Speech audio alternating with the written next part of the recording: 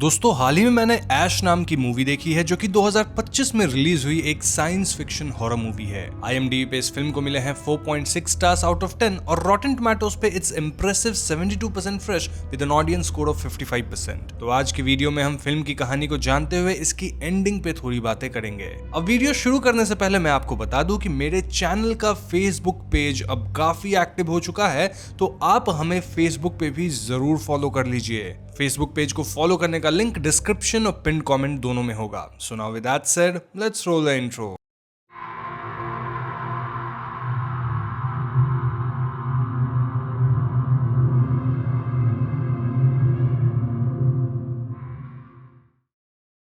तो फिल्म की शुरुआत में हम रिया नाम की लड़की से मिलते हैं जो एक भयानक सपने से जाग जाती है। वो अपने रूम से बाहर निकलती है और पाती है कि उसके ग्राउंड स्पेस स्टेशन का बहुत ही बुरा हाल था। सब कुछ तहस नहस था। देन पावर शॉर्टेज की वजह से अंधेरा था और सबसे भयानक बात यह थी कि हर तरफ खून के निशान थे। स्पेस स्टेशन का सिस्टम लगातार कुछ वार्निंग मैसेजेस अनाउंस कर रहा था। रिया यहाँ काफी परेशान हो जाती है और अजीब बात यह थी कि रिया को कुछ भी याद था ही नहीं। तभी उसे एक आदमी की बॉडी दिखती है और उसके कपड़ों से ऐसा लग रहा था कि वो भी एक क्रू मेंबर ही रहा होगा। रिया टॉर्च लेकर स्पेस स्टेशन में इधर उधर भटकती है और आगे उसे एक और क्रू मेंबर की बॉडी मिलती है। नाउ आखिरकार रिया को स्टैंड बाई पावर का बटन मिलता है जिसे ऑन करते ही मेन डोर खुल जाता है। वो बाहर निकल के देखती है कि वो किसी दूसरे प्लेनेट पे है जहां हल्की हल्की स्नोफॉल भी हो रही थी। रिया इस प्लेनेट को एक्सप्लोर करते हुए कुछ दूर जाती है जहां उसे किसी इंसान की शैडो दिखती है। रिया उसे आवाज देती है और उसकी तरफ इशारा करती है और रिया नोटिस करती है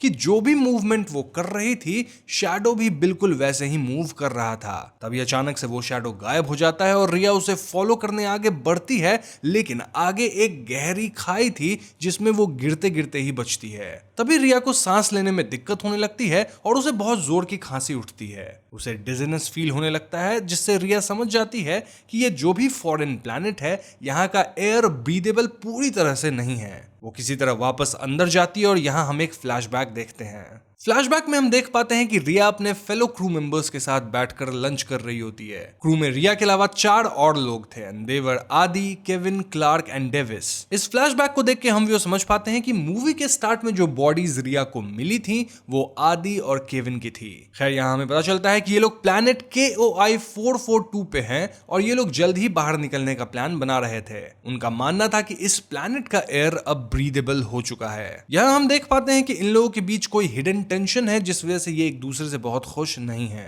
खैर तो हम एक बार फिर प्रेजेंट टाइम में स्विच करते हैं जहां रिया ग्राउंड स्टेशन में आ चुकी थी और वो फर्स्ट एड बॉक्स में रखे पैचेस को यूज करती है जिससे उसकी हालत बेटर होती है। देन वो फ्रेश होती है और बार बार खुद से ये सवाल करती है कि आखिर वो है कौन। हम देख पाते हैं कि उसे ढेर सारे चोट लगे हुए होते हैं। नाउ रिया अपने क्रू मेंबर केविन के रूम में जाती है जहां उसे ग्राउंड स्पेस स्टेशन के सिस्टम की इंफॉर्मेशन मिलती है, साथ ही अपनी एक पुरानी वीडियो भी मिलती है। तभी उसके शिप का सेंस मूवमेंट डिटेक्ट करता है और रिया डरते हुए बाहर जाती है जहां वो एक आदमी को शिप में एंटर करते हुए देखती है। रिया उस पर चाकू से हमला कर देती है पर वो आदमी अपनी स्पेस सूट की वजह से बच जाता है। रिया के पूछने पे वो आदमी अपना नाम ब्रायन बताता है। इनफैक्ट ब्रायन तो इनका ही क्रू मेंबर लग रहा था। ब्रायन ऊपर ऑर्बिटर में था टू मॉनिटर द ऑर्बिट्स और वो नीचे इसलिए आया था क्योंकि उसे रिया की डिस्ट्रेस कॉल मिली थी। ब्रायन के हिसाब से डिस्ट्रेस कॉल में रिया बताई थी कि क्लार्क को साइकोटिक ब्रेक आया है, लेकिन दोस्तों रिया को तो ये सब कुछ याद ही नहीं था। रिया यहाँ ब्रायन को केविन की बॉडी दिखाती है और क्लार्क आसपास दिख नहीं रही थी, जिससे ब्रायन और रिया अज्यूम करते हैं कि क्लार्क ही सभी को समाप्त करी होगी।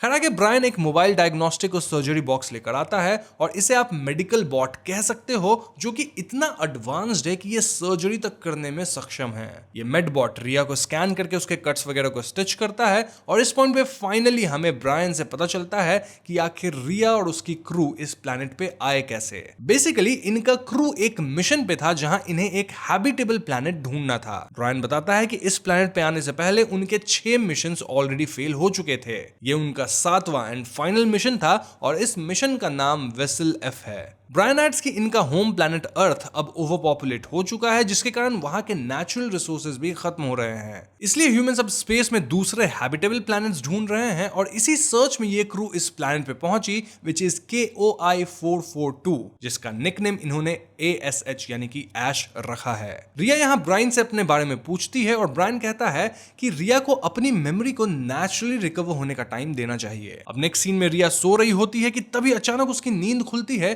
क्योंकि उसे ऐसा लगा था मानो कोई उसके कमरे के डोर पे है। तभी उसे एक डिस्फिगर्ड फेस दिखता है और रिया इसे बस एक हैलुसिनेशन समझकर वापस सो जाती है। नाउ अगले सीन में हम रिया को ग्राउंड स्पेस स्टेशन के बाहर देखते हैं, जहां वो केविन की बॉडी को डिस्पोज करती है। इसके बाद रिया कहती है कि मोस्टली क्लार्क बाहर ही होगी, और ये सुन के ब्रायन वाज लाइक कि अगर वो बाहर है तो जल्द ही उसकी ऑक्सीजन खत्म हो जाएगी। रिया ब्रायन से कहती है कि शायद वो दोनों क्लार्क को ढूंढ सकते हैं, पर इस पे ब्रायन वाज लाइक कि रिया को उसे भूल जाना चाहिए और अपने मिशन पे फोकस करना चाहिए। वो बताता है कि उनकी ऑक्सीजन सप्लाई अब खत्म हो रही है और उन्हें जल्द से जल्द यहां से निकलना होगा। ब्रायन के हिसाब से 12 घंटे बाद उनका ऑर्बिटर लाइनअप होगा और तभी उन्हें भी इस प्लैनेट से टेक ऑफ करना होगा। तो हाँ, रिया वापस अंदर आ जाती है और उसे एक बार फिर हैलुसिनेशंस आने लगते हैं। एक विजन वो देखती है कि उसने ही सिजर्स यानी कि कैंची से आदि पे अटैक किया था। यहाँ हम देख पाते हैं कि आदि बिल्कुल भी नॉर्मल बिहेव नहीं कर रहा था, जिस वजह से ही शायद रिया उस पर अटैक करी थी। बट द क्वेश्चन इज कि आदि ऐसा बिहेव कर क्यों रहा था। इस पॉइंट तक रिया अपने विजन से परेशान हो गई थी और ऐसे में वो एक साथ 2 फर्स्ट एड वाली पैचेस लगा लेती है, जिससे वो शांत होती है। अब अगले सीन में हम इस प्लैनेट पे सैंड स्टॉर्म आते देखते हैं। ब्रायन के अकॉर्डिंग यहाँ के सैंड स्टॉर्म्स बहुत इंटेंस होते हैं और तभी रिया ब्रायन को बताती है कि उसे अब कुछ बातें याद आ रही है और ये सुन के ब्रायन चौंक जाता है। वो बताती है कि उसे केविन से रिलेटेड कुछ बातें याद आई हैं, पर उसे नहीं पता कि वो सच था या उसके हैलुसिनेशंस का पार्ट है। ब्रायन कंफर्म करता है कि वो विजन्स मोस्टली सच होंगे, क्योंकि रिया और केविन काफी क्लोज थे। तभी सैंडस्टॉर्म की वजह से उनके ग्राउंड स्पेस स्टेशन में कहीं डेंट पड़ जाता है, जिसकी वजह से ऑक्सीजन लेवल्स कॉम्प्रोमाइज हो जाते हैं। ये कॉम्प्रोमाइज इतना घातक था कि हर मिनट ये लोग 10 hours of breathable oxygen lose कर रहे थे और ऐसे में रिया फौरन डेंट को ढूंढ के रिपेयर करती है। ऑल्दो यहाँ रिया को अंदर कुछ आवाजें सुनाई देती है, साथ ही कुछ डरावने विजन्स भी आते हैं। अब डेंट रिपेयर होने के बाद हमें पता चलता है कि रिया की कुछ मेमोरीज वापस आ चुकी है और वो ब्रायन को बताती है कि क्लार्क एक पैथोजन के कांटेक्ट में आ गई थी और उसी इन्फेक्शन की वजह से यहाँ एक तरह का साइकोटिक ब्रेक ट्रिगर हो गया था। ब्रायन और रिया की बातों से हम ये समझ पाते हैं कि रिया ये जानना चाहती थी कि आखिर उसके क्रू मेंबर्स के साथ क्या हुआ था, लेकिन ब्रायन इसमें इंटरेस्टेड नहीं था। वो कहता है कि वो लोग ऑलरेडी अपना 30% ऑक्सीजन लूज कर चुके हैं और उनके पास बिल्कुल भी टाइम नहीं है कुछ और सोचने का। या उसकी बात नहीं मान रही होती है कि तभी ब्रायन उस पर चिल्ला देता है। वो कहता है कि उनके पास सिर्फ आज रात ही है, वरना वो लोग भी सर्वाइव नहीं कर पाएंगे। अब अगले सीन में हम रिया को केविन के रूम में देखते हैं और उसे उन दोनों की कुछ बातें याद आती है और तभी रिया को एक विजन आता है, जिसमें वो एक डिफरेंट प्लैनेट पर लेटी हुई थी और उसके ऊपर एक ड्रोन हॉवर कर रहा था। वो वहां केविन को भी देखती और उन दोनों के बीच में एक पिट था। ये पिट देखने में बहुत ही मैकेनिकल था, जैसे उसे किसी ह्यूमन या इंटेलिजेंट बीइंग ने बनाया हो। तभी केविन रिया से कहता है कि उसे दर्द हो रहा है और ये कहते हैं सीन वापस ग्राउंड स्पेस स्टेशन में आ जाता है और रिया केविन को उसी सिजर से स्टैब कर रही होती है। तभी रिया डर के जाग जाती है और वो केविन के रूम में ढूंढती है, जहां उसे वही सिमिलर ड्रोन एक्चुअल में दिखता है। अब क्योंकि ग्राउंड स्पेस स्टेशन के सारे कंप्यूटर्स काम नहीं कर रहे थे, इसीलिए वो मेडिकल बॉट का यूज करती है ड्रोन के डेटा को निकालने के लिए। यहां उसे बहुत सारे फुटेजेस मिलते हैं और एक फुटेज में हम देख पाते हैं कि 4 क्रू मेंबर्स स्पेस सूट्स में इस प्लैनेट के एक लोकेशन पर जाते हैं। अब यहां हमें वही मैकेनिकल पिट दिखता है जो रिया को सपने में दिखा था। सभी क्रू मेंबर्स इस पिट को देख के बहुत ज्यादा एक्साइटेड हो जाते हैं। क्यों? क्योंकि ये पिट नेचुरली मेड नहीं था, बल्कि इसे बनाया गया था बाय सम एलियन स्पीसीज। दरअसल ये जो प्लैनेट है वो पहले हैबिटेबल नहीं था, लेकिन इन मैकेनिकल पिट्स को किसी इंटेलिजेंट बीइंग्स ने क्रिएट किया, जिस वजह से अब ये प्लैनेट हैबिटेबल हो गया है। यानी कि ऐसी टेक्नोलॉजी एग्जिस्ट करती है जो कि इनहैबिटेबल प्लैनेट्स को हैबिटेबल बना सकती है। और अगर ये टेक ह्यूमंस के हाथ लग जाता है तो it will be a great achievement. Humans literally किसी भी प्लैनेट पे जाके उसे हैबिटेबल बना सकते हैं अगर प्लैनेट उस लायक हो। तो इसीलिए सभी बहुत खुश हो रहे थे, लेकिन इनके दिमाग में ये नहीं आया कि अगर कोई एलियन स्पीशीज ऐसा टेक बना सकती है तो वो ह्यूमंस को भी खत्म करने में सक्षम होगी। खैर यहाँ डेविस पिट की गहराई चेक करने के लिए अंदर एक पत्थर फेंकता है और उसके ऐसा करते ही पिट रिएक्ट करता है। पिट के अंदर काफी सारी लाइट्स जलने लगती है और तभी अचानक वो स्टोन पिट से वापस उड़ता हुआ आता है और डायरेक्टली डेविस के फेस शील्ड को तोड़ता है, जिससे डेविस समाप्त ही हो जाता है। ये देखकर सभी पैनिक करने लगते हैं और यहां हम समझ पाते हैं कि रिया को जिस डिसफिगर्ड फेस के विजन्स आ रहे थे वो डेविस का ही फेस था। सारे क्रू मेंबर्स पैनिक स्टेट में होते हैं, पर तभी उस मैकेनिकल पिट से इलेक्ट्रिक स्टॉर्म निकलता है और आसपास जितने भी और पिट थे वो सब भी वैसे ही रिएक्ट करते हैं। सारे स्टॉर्म्स एक हाइट पे जाके यूनाइट होते हैं। सो यस, रिया ये सब देखकर शॉक्ड रह जाती है कि तभी वहां ब्रायन आता है और उससे पूछता है कि वो क्या कर रही है। रिया ब्रायन को कन्फ्रंट करती है और सब कुछ एक्सप्लेन करने को कहती है। क्यों? क्योंकि ब्रायन उनका कैप्टन था और वही सारे ऑर्डर्स दिया होगा। इनफैक्ट रिया और उसके क्रू को भी उसने ही पिट का लोकेशन भेजा था, यानी ब्रायन को इस सब बारे में पता था। इस पॉइंट पे ब्रायन बताता है कि उनका स्टॉर्म की वजह से कनेक्शन ब्रेक हो गया था और शिप में क्या हुआ उसे कुछ भी नहीं पता है। हाँ, उससे पहले का लेकिन उसे सब कुछ मालूम है। यहाँ इन दोनों में बहस हो जाती है और रिया रिवील करती है कि केविन और आदि को उसने ही मारा है, पर उसे याद नहीं कि उसने ऐसा क्यों किया। ये सुनकर ब्रायन को रिया पे ही शक होने लग गया था। अब इस पॉइंट पे दोस्तों हमें पता चलता है कि रिया जो पैचेस यूज कर रही थी वो दरअसल उसकी मेमोरी को वापस आने से रोक रही थी। ब्रायन नहीं चाहता था कि रिया की मेमोरी वापस आए ताकि रिया सिर्फ मिशन पे फोकस करे। बेसिकली ये पैचेस ऐसे काम करती है कि इससे आपकी नॉर्मल मेमोरी, यानी कि जो आपकी पर्सनल मेमोरी है, लोगों के साथ रिलेशनशिप्स वाली, वो सारी सप्रेस हो जाएगी, लेकिन आपकी टेक्निकल स्किल्स वगैरह इंटैक्ट रहेंगे। जैसे रिया अपने काम वगैरह सब परफेक्टली कर सकती है शिप पे, उसे सब पता होगा क्या कैसे हैंडल करना है, बस उसे पर्सनल चीजें याद नहीं रहेंगी। ब्रायन का कहना था कि उन सब ने इतना कुछ सैक्रिफाइस किया और अब उनके पास प्रूफ है कि यहाँ कोई ऐसी इंटेलिजेंट लाइफ फोर्स है जो एक पूरे प्लैनेट को मोल्ड कर सकती है। ये एक बहुत बड़ा अचीवमेंट है और इसीलिए अभी साइड ट्रैक होने का टाइम नहीं है। इसके बाद ब्रायन रिया के रूम में जाता है और उसे पैच लगाने को कहता है। रिया मान नहीं रही होती है, इसलिए वो खुद ही पैच लगा के वहां से चला जाता है। अब इससे पहले कि पैच अपना इफेक्ट शुरू करता, रिया उसे हटा देती है और तभी उसे कुछ मेमोरीज दिखती है। वो देखती है कि लैब में आदि उस पर अटैक करने की कोशिश किया था और आदि यहाँ बिल्कुल भी नॉर्मल नहीं दिख रहा था। I mean, उसे देखकर ऐसा लग रहा था मानो वो कोई ज़ॉम्बी हो। तभी सेल्फ डिफेंस में रिया आदि को सिजर्स यानी कि कैंची से समाप्त करी थी। इस विजन से रिया को समझ आता है कि सिर्फ क्लार्क ही नहीं बल्कि बाकी सब भी उस पैथोजन इन्फेक्शन से अफेक्टेड थे। ये सब देख के रिया ब्रायन को ढूंढने जाती है, पर उसे ब्रायन की जगह क्लार्क मिलती है जो अब भी स्पेस सूट पहन रखी थी। जी हाँ दोस्तों, रिया उससे छुपकर ब्रायन को ढूंढती है, लेकिन उसे यहाँ ब्रायन की बॉडी दिखती है। अगेन दिस वाज शॉकिंग, लेकिन तभी क्लार्क रिया पे अटैक कर देती है और रिया उस पे फायर गन से अटैक करती है। इन दोनों में काफी फाइट होती है, जिसके अंत में रिया क्लार्क के स्पेस सूट में पानी भर देती है, जिसके कारण क्लार्क उसमें डूब जाती है और ऐसे में रिया खुद को बचा भी ली है। इस प्रोसेस में शायद क्लार्क समाप्त भी हो चुकी थी और रिया यहाँ मेडबॉट की हेल्प से क्लार्क की बॉडी को स्कैन करती है, जो कि नो इन्फेक्शन फाउंड शो करता है, यानी कि क्लार्क एकदम ठीक थी और रिया यहाँ क्लार्क को इन्फेक्टेड समझ के उसे खत्म कर दी।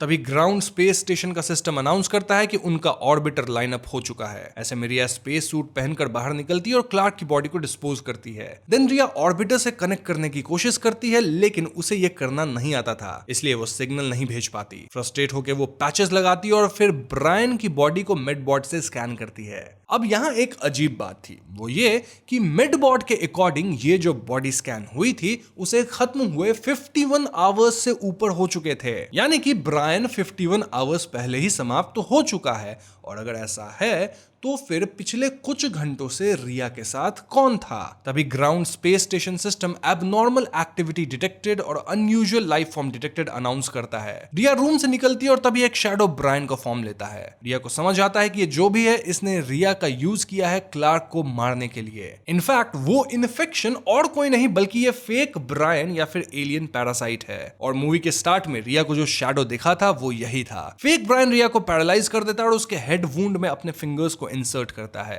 अब सीन फ्लैशबैक में शिफ्ट होता है, जहां हम देख पाते हैं कि इनके स्पेस स्टेशन के मैकेनिकल पार्ट को इंटेलिजेंट एलियन फोर्स ने ब्रीच कर दिया था, जिसकी वजह से यह सारा सिस्टम बंद हो गया था। जब ऑर्बिटर को यह सिग्नल मिला था तो रियल ब्रायन एक स्पेस क्राफ्ट में ऑर्बिटर से नीचे आया। यहां स्पेस स्टेशन में रिया और क्रू जब कंप्यूटर्स को खोलकर इंस्पेक्ट कर रहे थे तब उन्हें एक पैरासाइट दिखता है जो कि इनके पूरे स्पेस स्टेशन को ब्रीच कर दिया था। रिया इसका सैंपल लेती है ताकि इसे स्टडी कर सके। तभी ब्रायन इंटर करता है और डेविस के बारे में पूछता है। आगे हम सभी को साथ बैठे देखते हैं और सभी ब्रायन से पूछते हैं कि नेक्स्ट लाइनअप कब है। इस सीन से हम समझ पाते हैं कि आदि यहां से निकलने का प्लान कर रहा था, बट रिया उन सबसे कहती है कि यही उनकी अपॉर्चुनिटी है कि वो फाइनली सॉल्यूशन फाइंड कर पाएंगे। सोल्यूशन से मतलब है कि नए प्लैनेट पे ह्यूमैनिटी को सेटल करवाया जा सकता है। यहाँ सभी उसकी बात मान लेते हैं। देन रिया उस पैरासाइट का सैंपल लेती है और स्टडी करना शुरू करती है। उसे पता चलता है कि इस पैरासाइट के पास सेल्फ रेप्लिकेटिंग टेक्नोलॉजी थी। देन आदि वहां आता है और तभी वो पैरासाइट सैंपल बॉक्स को तोड़कर बाहर आ जाता है और खुद को आदि से अटैच कर लेता है। इसके बाद वो आदि को कंट्रोल करने लगता है और इसलिए आदि एक ज़ॉम्बी की तरह बिहेव करने लगा था। यहां हम समझ पाते हैं कि यह पैरासाइट इंसान के ब्रेन को कंट्रोल कर सकता है। तभी वहां केविन आता है और वो और आदि फाइट करते हैं। इस फाइट के दौरान केविन आदि पर सीजर्स से अटैक कर देता है, पर इससे पहले कि आदि समाप्त होता वो पैरासाइट केविन में एंटर कर जाता है, जिसके बाद एज एक्सपेक्टेड केविन रिया पे अटैक कर देता है। क्लार्क रिया को बचाती है पर केविन क्लार्क पे भी अटैक कर देता है। तभी वहां ब्रायन आता है और ये सब देख के शॉक्ड हो जाता है। ब्रायन को देखकर केविन उसके पीछे जाता है और उसे खत्म कर देता है। इधर रिया क्लार्क को स्पेस सूट पहनाती है और स्पेस स्टेशन के बाहर निकलने में हेल्प करती है। अब स्पेस स्टेशन में सिर्फ रिया और वो पैरासाइट बचे थे। इनफैक्ट सर पे लगे चोट की वजह से रिया डिजी फील करने लग गई थी। देन यहाँ वो केविन से मिलती है जो उसे नॉर्मल आवाज में सॉरी कहता है, लेकिन हम सब जानते हैं केविन के अंदर कौन है। रिया उसे स्टैब करती है, जिसके बाद वो पैरासाइट केविन से रिया में चला जाता है, पर बाकी सब की तरह ये पैरासाइट रिया को ट्रांसफॉर्म नहीं करता। रादर ये पैरासाइट खुद को रिया के माइंड में अटैच कर लेता है और रिया से बात करना शुरू करता है। वो पैरासाइट बताता है कि ये प्लैनेट उनका है और उन लोगों ने बहुत मेहनत लगाई थी इसके पीछे, यानी कि प्लैनेट को हैबिटेबल बनाने में। इसीलिए ये एलियंस किसी को भी उनके प्लैनेट को लेने नहीं देंगे। वो पैरासाइट बताता है कि उसने रिया की मेमोरीज को देखा है और उन लोगों ने रिया को चुना है अपने मिशन के लिए। यहीं पे फ्लैशबैक एंड होता है और सीन प्रेजेंट में आती है, जहां रिया कहती है कि उसे ये रोल अज्यूम नहीं करना, बट वो रिया की बात नहीं मानते। तभी रिया अपने पैचेस हटा देती है और उसकी मेमोरी से फेक ब्रायन हटने लगता है। पैचेस ना होने की वजह से अब उसका ब्रेन नॉर्मल काम कर रहा था। वो खुद को मेडबॉट से स्कैन करती है और यहाँ मेडबॉट फॉरेन पैरासाइट डिटेक्ट कर लेता है और रिया को ऑप्शन देता है कि क्या वो इसे हटाना चाहती है। रिया यस सेलेक्ट करती है और मेडबॉट उसके घाव में इंसिजन करता है और इस पैरासाइट को रिमूव करता है। ऐसा करते ही उसकी सारी मेमोरीज वापस आ जाती है। रिया भी रिकवर कर ही रही होती है कि तभी हम बैकग्राउंड में ब्रायन की बॉडी को उठते देखते हैं। एक बहुत ही बड़ा पैरासाइट ब्रायन की बॉडी को कंट्रोल करते हुए रिया पे अटैक कर देता है। रिया खुद को बचाने के लिए पास पर स्क्रू ड्राइवर से उस पर अटैक करती है। वो किसी तरह स्पेस सूट पहनती है और वहां से बचकर लैब में जाती है। वहां वो एक फ्लैमेबल केमिकल की हेल्प से उस पैरासाइट को जलाकर खत्म करती है। लास्ट सीन में हम पूरे स्पेस स्टेशन को जलते हुए देखते हैं और रिया भागते हुए उस स्पेस क्राफ्ट तक जाती है जिसमें ब्रायन नीचे आया था। वो इसे स्टार्ट करने में सक्सेसफुल रहती है और सेफली प्लैनेट KOI 442 या ऐश से बाहर निकल जाती है। अब आउटर स्पेस स्टेशन देख के रिया को अपनी क्रू की याद आती है और वो उनके साथ स्पेंड किए मोमेंट्स को याद करती है। इसी पॉइंट पे फाइनली मूवी खत्म होती है। अब दोस्तों मूवी के अंदर एक पोस्ट क्रेडिट सीन भी है जो कि काफी भयानक है। इस सीन में हम ऑर्बिटर वाले स्पेस स्टेशन को देखते हैं और इसे पूरी तरह से पैरासाइट्स ने जकड़ लिया था। जी हां दोस्तों, दिस इंडिकेट्स कि ये पैरासाइट्स ऑर्बिटर स्टेशन तक ऑलरेडी आ चुके हैं और अब शायद पृथ्वी तक भी आ जाएं। इस पॉइंट पे पोस्ट क्रेडिट सीन भी खत्म होती है। तो दोस्तों ये थी ऐश मूवी की कहानी और अब हम फिल्म से जुड़ी ढेर सारी थियरीज पे बातें करेंगे। सबसे पहले तो ये सवाल उठता है कि आखिर ये एलियन पैरासाइट चीज क्या थी और उनका प्लैनेट KOI 442 और ऐश पर क्या मकसद था। देखो मूवी देख के ये साफ है कि ये कोई मामूली कीड़े मकोड़े नहीं थे, बल्कि एक हाईली इंटेलिजेंट एलियन स्पीसीज थे जिन्होंने बहुत मेहनत लगाई थी इस प्लैनेट को हैबिटेबल बनाने में। उनका क्लियर इंटेंशन था अपने बनाए हुए प्लैनेट को प्रोटेक्ट करना और वो किसी को भी उनके प्लैनेट को लेने नहीं देंगे। इन पैरासाइट्स की खासियत थी कि ये इंसान के ब्रेन को कंट्रोल कर सकते थे, जैसा हमने आदि, केविन और फिर फेक ब्रायन के कैरेक्टर में देखा। और तो और इनके पास सेल्फ रेप्लिकेटिंग टेक्नोलॉजी भी थी, जिससे ये और भी खतरनाक हो जाते हैं। मतलब पोस्ट क्रेडिट में अगर वो स्पेस स्टेशन पे हैं और अर्थ पे अगर आ जाते हैं तो वो अपने आप को रेप्लिकेट कर लेंगे वहां बहुत ज्यादा। इसके अलावा इनकी टेक्नोलॉजी भी हम ह्यूमन से ज्यादा एडवांस है, तभी तो वो ऐसा पिट बना लिए थे जिससे वो पूरे प्लैनेट को ही मोल्ड ऐसा कर दिए कि वो हैबिटेबल हो गया। वैसे यहाँ एक और थियरी ये कहती है कि ऐश प्लैनेट पे कोई और एलियन स्पीशीज रही होगी जो कि उस प्लैनेट को हैबिटेबल बनाई होगी, यानी उनकी टेक्नोलॉजी उतनी एडवांस थी और ये जो पैरासाइट जैसे एलियन है ये जस्ट टेक ओवर करके वहां रहने लगे होंगे। जो भी है ये स्पीशीज काफी इंटेलिजेंट है फॉर श्योर, और मैं पहली थ्योरी में ही मानता हूं कि इनका ही ये टेक्नोलॉजी था। फिल्म में एक जगह पैरासाइट रिया को बताता है कि उन्होंने रिया को अपने मिशन के लिए चुना है, लेकिन ये मिशन आखिर था क्या, ये एक मिस्ट्री ही रह जाती है। ऑल्दो मैं अपनी समझ से आपको बता सकता हूं कि ये मिशन क्या हो सकता है। तो पहला मिशन तो यही हो सकता है कि एलियन पैरासाइट रिया के थ्रू पृथ्वी वासियों तक ये मैसेज पहुंचाना चाहते होंगे कि तुम लोग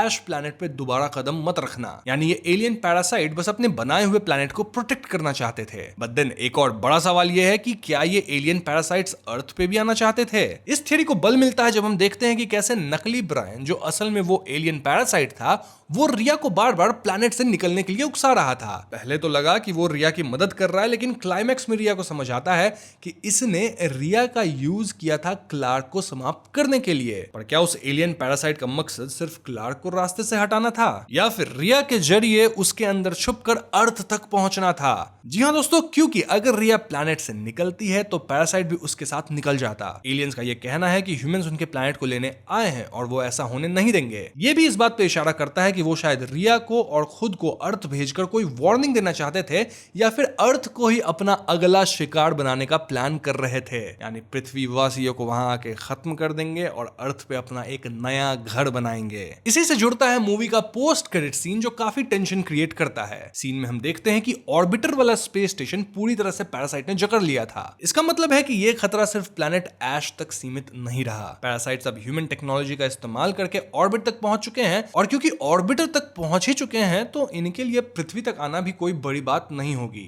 ये पोस्ट क्रेडिट सीन सीधा सीधा एक पॉसिबल सीक्वल की जमीन तैयार करता है, जिसमें शायद अर्थ को इन पैरासाइट से जूझना पड़ेगा। हो सकता है रिया का प्लैनेट से बच निकलना अनजाने में आफत को अर्थ के और करीब ले आया हो। अब अगर हम फिल्म के थीम्स की बात करें तो प्रिजर्विंग नेचुरल रिसोर्सेज का मुद्दा काफी अहम लगता है। मूवी देख के शुरू में ही पता चलता है कि अर्थ ओवर पॉपुलेट हो चुका है, जिसके कारण वहां के नेचुरल रिसोर्सेज भी खत्म हो रहे हैं। इसी मजबूरी में इंसान नए हैबिटेबल प्लैनेट्स की तलाश में निकले हैं। बट देन आप यहाँ विडंबना देखिए कि जिस प्लैनेट को वो एक नए रिसोर्स की तरह देख रहे थे, वो ऑलरेडी किसी और एडवांस स्पीसीज का घर था। मतलब उन्होंने अपने लिए उस प्लैनेट को मोल्ड किया था। एलियंस का ये कहना कि ये प्लैनेट उनका है, ये हमें सोचने पे मजबूर करता है कि कैसे हम इंसान रिसोर्सेज के लिए दूसरी जगहों पे कब्जा करने निकल पड़ते हैं, बिना वहां के मूल निवासियों की परवाह किए। लेकिन जो हमारे पास ऑलरेडी है उसे हम ठीक से बचा के यूटिलाइज नहीं करते हैं, रादर बस एक्सप्लॉइट करते रहते हैं। तभी तो हमारी नेचुरल रिसोर्सेज डिप्लीट हो रही है, जबकि अगर ठीक से इस्तेमाल किया जाता तो ऐसा नहीं होता। मूवी यही संदेश देना चाहती है कि अपने नेचुरल रिसोर्सेज को बचाना कितना जरूरी है। इसके अलावा मूवी में हम रिया को मेडिकल पैचेस का इस्तेमाल करते देखते हैं, जो कि उसकी पर्सनल मेमोरी और पेन को सप्रेस करती है। लेकिन रिया की फंक्शनल मेमोरी इंटैक्ट रहती है,